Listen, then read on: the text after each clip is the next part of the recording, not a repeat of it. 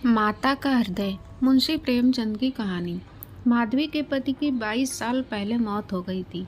उसके पास कोई धन दौलत नहीं थी और संपत्ति के नाम पर सिर्फ एक बेटा था जो इस वक्त जेल में बंद था।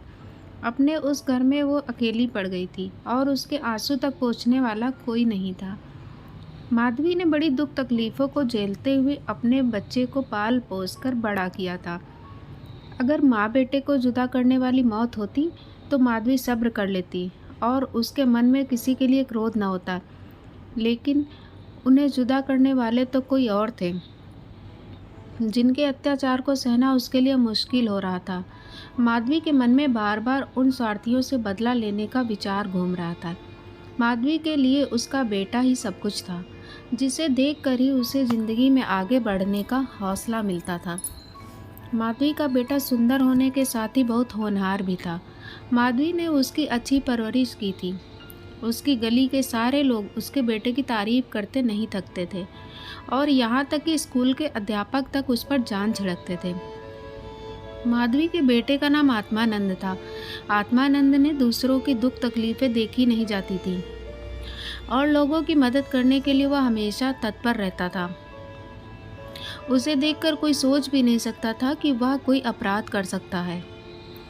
माधवी भी यही सोचकर तड़पते हुए दिन काट रही थी कि आखिर उसका क्या अपराध था। आत्मानंद में गुणों का भंडार था।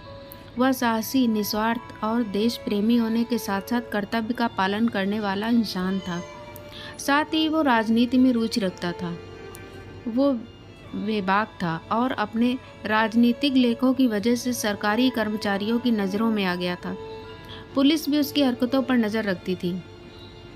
पुलिस बस एक मौके की तलाश में थी ताकि वो उसे जेल की सलाखों के पीछे डाल सके।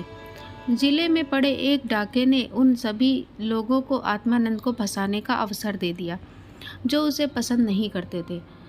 डाके से तार जुड़े होने का हवाला देकर आत्मानंद के घर की तलाशी ली गई, जहां मिले कुछ पत्रों और लेखों को डाके का मुख्य कारण बताते हुए उसे गिरफ्तार कर लिया गया। अपने आरोपों को सिद्ध करने के लिए पुलिस ने कुछ और युवकों को भी गिरफ्तार कर लिया और आत्मानंद को गिरोह का मुखिया करार दे दिया गया, जिसके बाद महीने भर तक मुकदमा चला और न जाने कहां कहां से पुलिस ने ऐसे झूठे गवाह सामने लाकर खड़े कर दिए कि कोर्ट ने आत्मानंद समेत सभी युवकों को दोषी करार दे दिया और 4 साल के कठोर कारावास की सज़ा सुना दी। बेटे की हर सुनवाई में जा रही माधवी ने देखा कि इंसान का चरित्र कितना नीच हो सकता है और वह अपने स्वार्थ के लिए किसी को भी हानि पहुंचाने से नहीं चूकता। अपने बेटे को हथकड़ियों में पुलिस द्वारा जेल ले जाते देख माधवी वहीं बेहोश होकर गिर गई, जिसके बाद कुछ भले लोगों ने उसे तांगे पर बैठाकर घर तक पहुंचाया। माधवी को जब होश आया तो उसे पूरा वाकया याद आया। अपने इकलौते सहारे से दूर होने का गम उसे खाए जा रहा था, जो उसे एक पल भी चैन की सांस तक लेने नहीं दे रहा था। कोई रास्ता न सूझने पर माधवी ने अपनी वेदना को ही प्रतिशोध में बदलने का फैसला लिया और उसके बेटे की यह दुर्दशा करने वालों से बदला लेना ही अपने जीवन का मकसद बना लिया। माधवी के मन में भी प्रतिशोध की ज्वाला धधक रही थी। वह बस यही सोच रही थी कि ऐसा क्या करे कि जिससे उन अत्याचारियों से बदला लिया जा सके। देर रात तक माधवी सोचती रही कि विधवा जीवन जीते 22 साल बीत गए, लेकिन अब उसे बाहर निकलना होगा। अपने अंतर्मन से माधवी कहने लगी कि इस दुनिया में अच्छे कर्मों की कोई जगह नहीं और हो सकता है ईश्वर ने भी निराश होकर हमसे मुंह फेर लिया हो। तो ऐसे में उन अत्याचारियों को दंडित करने के लिए उसे ही कदम उठाना होगा। शाम का वक्त था। लखनऊ में एक बड़ा सा बंगला झिलमिलाती लाइटों से सजा था, जहां दोस्तों की महफिल सजी थी और गाना बजाना हो रहा था। एक और मेज आतिशबाजियों से सजी थी तो दूसरी ओर तरह तरह के पकवान रखे थे। बंगले के चारों ओर पुलिसकर्मी तैनात थे, क्योंकि वह बंगला पुलिस सुपरिटेंडेंट मिस्टर बागची का था। बागची ने एक बड़ा मार्के का केस जीता था, जिससे खुश होकर अफसरों ने उन्हें तरक्की दी थी, जिसकी खुशी में जश्न मनाया जा रहा था। मार्के का केस जिसमें पुलिस बेगुनाह युवकों को झूठे केस में फंसाकर जेल में भर देती थी। यहाँ आए दिन उत्सव होते ही रहते थे। महफिल में रौनक बढ़ाने के लिए मुफ्त में गाने बजाने वाले आतिशबाजियाँ और आधे दामों पर मिठाइयाँ व फल फूल उन्हें आसानी से मिल जाते थे। दौड़ धूप करने के लिए सिपाहियों की एक टुकड़ी हर वक्त उनके घर पर तैनात रहती थी। महफिल में गाने बजाने का कार्यक्रम समाप्त होने के बाद मेहमान अब भोजन करने लगे थे। दुकान से दावत का सामान ढोने वाले मजदूर उन्हें कोसते हुए वहाँ से चले गए थे। बस बाकी बचे मजदूरों के साथ एक बूढ़ी औरत वहाँ काम कर रही थी। वो बूढ़ी औरत चेहरे पर हल्की मुस्कान लिए अपने काम में मग्न थी। वह महिला और कोई नहीं बल्कि माधवी थी, जो बदला लेने के लिए मजदूर बनकर काम कर रही थी। महफिल खत्म होते होते सभी मेहमान जा चुके थे। इक्के दुक्के मजदूर बचा हुआ खाना समेट रहे थे। माधवी एक कोने में चुपचाप बैठी हुई एकटक सभी को देखे जा रही थी। सहसा मिस्टर बागची की नज़र माधवी पर पड़ी तो वो उसके पास पहुँचे और बोले, तुम अब तक यहाँ क्या कर रही हो? कुछ खाने के लिए मिला या नहीं? माधवी ने नज़र उठाकर बागची को देखकर कहा, साहब खाना तो मिल गया, लेकिन मेरे पास जाने के लिए कोई जगह नहीं है। अगर आपको ऐतराज़ ना हो तो मुझे यहीं कोने में पड़ी रहने दीजिए। माधवी की बात सुनकर बागची ने कहा, नौकरी कर लेगी बंगले में? बच्चे को पालना आता है क्या? बागची की बात सुनकर माधवी ने तपाक से कहा, जी साहब, बच्चों को अच्छे से खिलाना जानती हूँ। इसके अलावा घर के छोटे बड़े सभी काम कर सकती हूँ। बस मुझे एक मौका दे दीजिए। माधवी की ओर ध्यान से देखते हुए बागची ने कहा, ठीक है, तुम आज से ही काम शुरू कर दो। माधवी को बागची के बंगले में काम करते हुए 1 महीने से अधिक हो गया था। माधवी अपने काम में इतनी निपुण थी कि उससे पूरा घर खुश था। बागची की पत्नी का स्वभाव चिड़चिड़ा था और वह आलस व अपनी खराब सेहत के चलते दिन भर बिस्तर पर या सोफे पर पड़ी रहती और नौकरों पर चिल्लाती रहती। उसके स्वभाव के कारण बच्चे का ध्यान रखने वाली आया ज़्यादा दिन न टिक पाती। माधवी उसकी जली किट्टी बातें सुनकर भी चुपचाप अपने काम में लगी रहती, इसलिए बागची की पत्नी को उससे कुछ खास शिकायतें नहीं थी। उसने बच्चे की देखभाल की जिम्मेदारी भी माधवी को ही दे दी थी। बागची और उसकी पत्नी को इससे पहले भी कई बच्चे हो चुके थे, लेकिन अज्ञात कारणों से उनका एक भी बच्चा कुछ महीनों या फिर साल भर से ज़्यादा जीवित नहीं बच पाता था। इसलिए इस बच्चे पर दोनों माँ बाप की जैसे जान बसती थी। पढ़े लिखे होने के बावजूद दोनों अपने बच्चे की सुरक्षा के लिए टोना टोटका व जंतर मंतर अपनाने से भी परहेज न करते थे। बच्चा माधवी के पास ही ज़्यादा समय बिताता। इस वजह से वो माधवी से काफ़ी ज़्यादा घुल मिल गया था। अगर माधवी कुछ देर के लिए भी उसकी नज़रों से दूर हो जाती तो बच्चा ज़ोर ज़ोर से रोने लगता। बच्चा माधवी को ही अपनी माँ समझता और वह साथ खेलती तो ही खेलता, वह दूध पिलाती तो पीता और वह सुलाती तो ही उसे नींद आती। अपने पिता को तो बच्चा जैसे कोई अजनबी समझता और माँ उस पर ध्यान नहीं देती थी। माधवी को लगा था कि बड़े घर में काम करने से तनख्वाह अच्छी खासी मिल जाएगी, जिससे महीने का खर्च पूरा हो जाएगा, लेकिन यहाँ तो नौकरों से हर एक पैसे का हिसाब लिया जाता। एक दिन बच्चे को गोद में उठाए माधवी ने मालकिन से कहा कि बच्चे के लिए कोई खिलौना गाड़ी मंगवा देती तो अच्छा होता। माधवी की बात सुनकर मिसेज बागची ने कुंठित स्वर में कहा, कहाँ से मंगवाऊँ इसके लिए खिलौना गाड़ी? हाथ में रुपए भी तो होने चाहिए। इसका खिलौना 10-20 रुपए में आएगा और इतने रुपए कहाँ हैं हमारे पास। माधवी ने मिसेज बागची की ओर गौर से देखते हुए कहा, मालकिन खिलौना ही तो है। माधवी की बात सुनकर मिसेज बागची ने कहा, अब तुमसे क्या छुपाना, दरअसल तुम्हारे मालिक की पहली पत्नी से 5 बेटियां हैं, जो इलाहाबाद के एक स्कूल में पढ़ रही हैं। 5 कुंवारी हैं और उनकी पढ़ाई लिखाई और दूसरे खर्चों में इनका आधा वेतन चला जाता है। ऊपर से लड़कियों की शादी करवाने के लिए कम से कम 25,000 रुपये लगेंगे। अब कहाँ से लाएं इतने पैसे? मिसेज बागची की बातें सुनकर माधवी बोल पड़ी, मालिक को घूस भी तो मिलती होगी ना।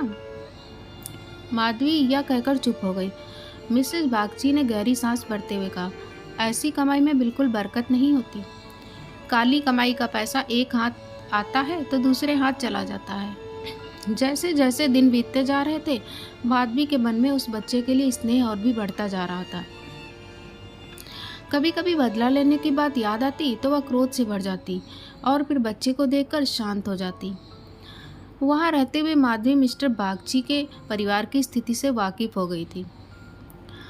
कई बार तो वह अपना दर्द भूलकर उनके परिवार के लिए चिंतित हो जाती और उसका मन दया से भर जाता। माधवी सोचती रहती, मालिक आखिर 5 बेटियों की शादी कैसे कराएंगे। ऊपर से पत्नी बीमार रहती है और बच्चा छोटा है। ज़रूर उनके परिवार पर अभिशाप है, वरना इतना सब होने के बावजूद कौन दुखी रहता है। कमज़ोर बच्चों के लिए बरसात तो बीमारियां लेकर आती हैं। बरसात में उन्हें अक्सर खांसी, जुकाम और बुखार घेर लेता है। ऐसी ही बरसात में माधवी एक दिन किसी काम से अपने घर चली गई। पीछे से बच्चे ने रो रो कर पूरा घर सिर पर उठा लिया। कुछ देर गोद में उठाने के बाद मिसेज बागची ने एक नौकर को उसे टहलाने के लिए सौंप दिया। कुछ देर आंगन में घुमाने के बाद नौकर ने बच्चे को हरी घास पर बैठा दिया। बारिश के पानी से ज़मीन गीली थी और बच्चा ऐसे ही कई घंटों तक पानी में खेलता रहा। वह नौकर दूसरे नौकरों के साथ गप्पे हाँकने में मस्त हो गया। काफ़ी देर बाद जब नौकर को ध्यान आया तो वह बच्चे को फटाफट भीतर ले गया और उसके कपड़े बदलवाए। शाम होते ही जुकाम ने बच्चे की नाक बहने लगी और खांसी से गले से आवाज़ आने लगी। देर शाम जब माधवी बंगले में पहुंची तो बच्चे की हालत देखकर उसका कलेजा फटने लगा।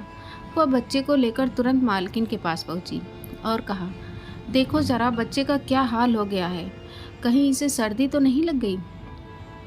बच्चे की हालत देखकर मालकिन भी हक्की बक्की रह गई, क्योंकि वह ऐसा मंजर पहले भी देख चुकी थी। मिसेज बागची ने तुरंत नौकरों से अलाव जलाने को कहा। मिसेज बागची और माधवी दोनों पूरी रात बच्चे को ठीक करने में जुटे रहीं। दोनों की आंखों से नींद कोसों दूर थी। ऐसे में सवेरा कब हो गया दोनों को पता भी न चला। मिस्टर बागची को जैसे ही बच्चे के बीमार होने की खबर मिली, वह डॉक्टर को लेकर सीधे घर पहुंचे। 3 दिन में बच्चे की हालत में सुधार आने लगा, लेकिन वह काफ़ी कमज़ोर हो गया था। बच्चे का ख्याल रखने में माधवी ने दिन रात एक कर दिया था। यह वही माधवी थी जो परिवार का सर्वनाश करने का संकल्प लिए उस घर में आई थी और आज उसी घर के चिराग की सलामती के लिए दिन में हजारों बार ईश्वर से दुआएं मांग रही थी।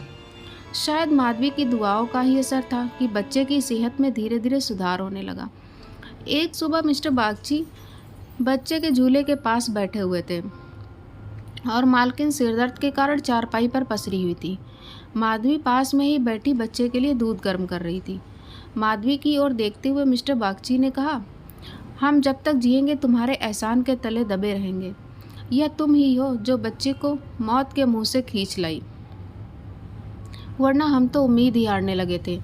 इतने में मिसेज बागची भी उठकर पास आ गई और माधवी से कहा, तुम एक देवी बनकर हमारे जीवन के कष्ट हरने के लिए आई हो।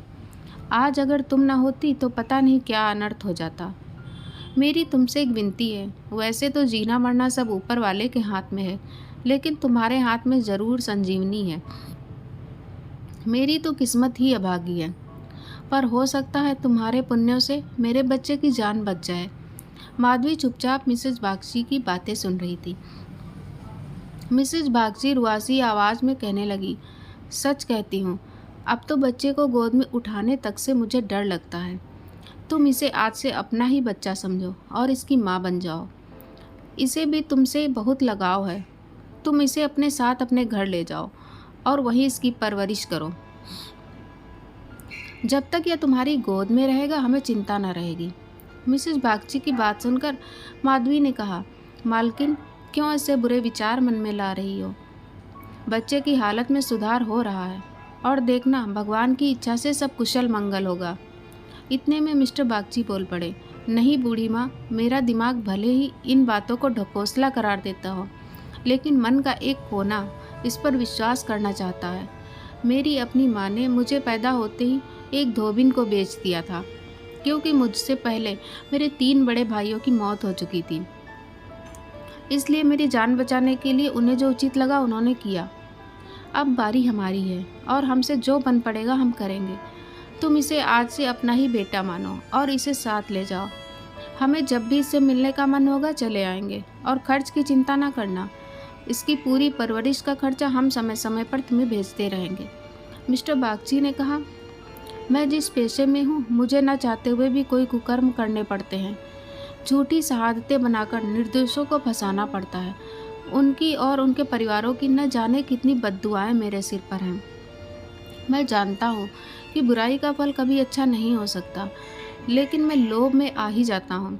अगर मैं ये सब ना करूँ तो नालायक करार देकर निकाल दिया जाऊँगा। अंग्रेज़ों को जहाँ 100 खून भी माफ़ होते हैं, लेकिन हम हिंदुस्तानियों की एक गलती भी हमें भारी पड़ सकती है। इसलिए मेरी विनती है कि हमारे बेटे को स्वीकार कर लो। माधवी को भी उस बच्चे से बेहद लगाव था, इसलिए वह खुशी खुशी मान गई। गदगद होते हुए माधवी ने कहा, आप दोनों की अगर यही इच्छा है तो मैं बच्चे को अपनाने के लिए तैयार हूँ। मुझसे जो बन पड़ेगा मैं करूँगी।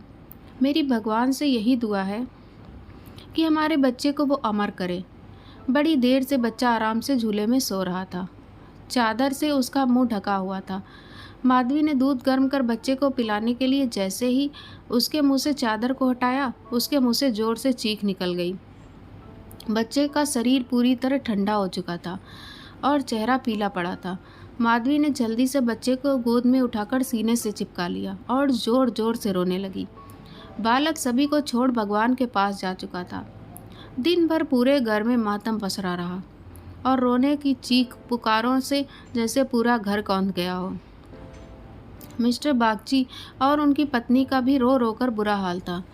माधवी, जो खुद बच्चे को खोने के दर्द से तड़प रही थी, उन दोनों को सांत्वना दे रही थी। माधवी उनसे कह रही थी, अगर उसके बस में होता तो अपने प्राण देकर भी बालक को बचा लेती, लेकिन ऐसा संभव नहीं है। माधवी, जो अपना बदला लेने आई थी, ममता के बंधन में बंध स्वयं दुख लेकर जा रही है। सच कहते हैं कि माँ का दिल दया का सागर होता है। माँ वह देवी है जिसकी निर्मलता को कोई भी मैला नहीं कर सकता। आशा करती हूँ दोस्तों कहानी पसंद आई होगी। कृपया चैनल को सब्सक्राइब करना ना भूलें। जय हिंद।